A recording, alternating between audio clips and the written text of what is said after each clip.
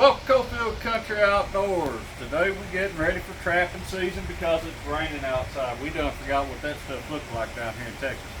Anyways, today I'm going to show you how to build a drowning cable for your beaver slides. So first thing we're going to do is I'm going to measure out 18 foot of cable or thereabouts. Now I use 18 foot because in some places that I trap, it takes a long ways to get deep enough water. You know, you got to be in water at least mid-hip to drown a good-sized beaver. So some places I have to walk pretty far out. Now if it's deeper water, I can always caddy it over and it'll just be at an angle with the bank. But anyways, this is how we start. We get our 18 foot of cable, and on one end what I'm going to do is I'm going to put a pogo.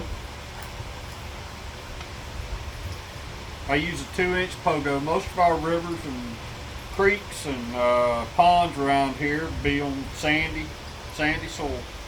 Now instead of choking this way down on my pogo, I'll leave that big of a loop to where I could still slide a rebar in if I wanted to, especially if I was trapping in a place to where it was on black clay or something like that and I can't drive a pogo. I can still drive a small rebar. Alright, so I'm going to take this pogo, I'm going to drive it on.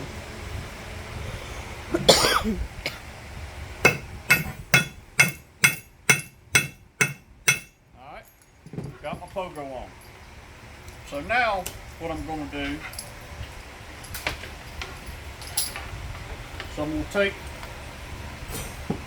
my grounding lock here, and I'm going to take another piece of cable, we'll say roughly 4 inches.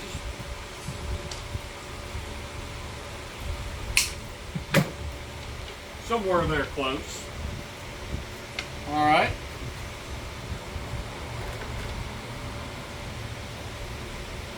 Take me a double barrel ferrule, and then on the long end I'm going to attach that I'm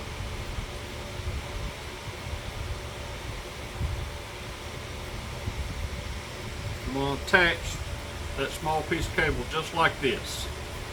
Okay, that'll be my loop that my trap attaches to.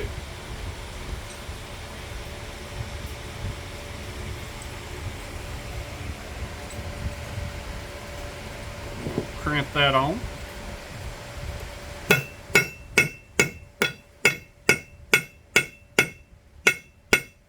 Should look something like that. Alright, now I'm going to take the short end and I want it facing towards my pogo, the flat part facing towards my pogo, the long end coming down. I'm going to run this on that piece of cable, like so. This is my grounding lock. It'll look something like that. Alright, now on this end over here,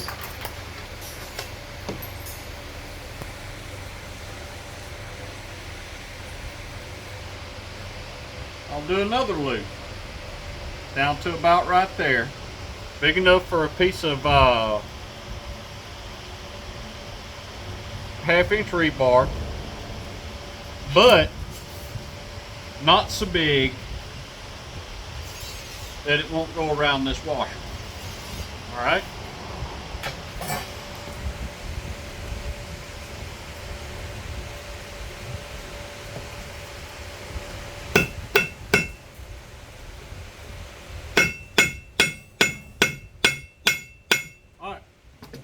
That drowning cable's done. So I've got this loop and I run a D-ring on all my traps. So my trap is going to attach to that loop. Like so. Alright, let's step outside and do a little demonstration of how this works.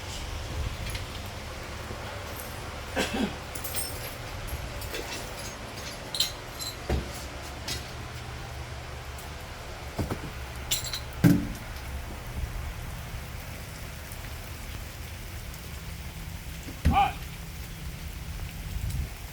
We're going to call this top of my riverbank. So, first thing I'm going to do is I'm either going to drive my pogo in the ground or I'm going to put it in my short piece of rebar. Take a short piece of rebar and this is push it all down in the ground and this will be under the water. Alright. Take the trap, throw it up on the bank. It'll already be set. Then I'm going to come down here in the water.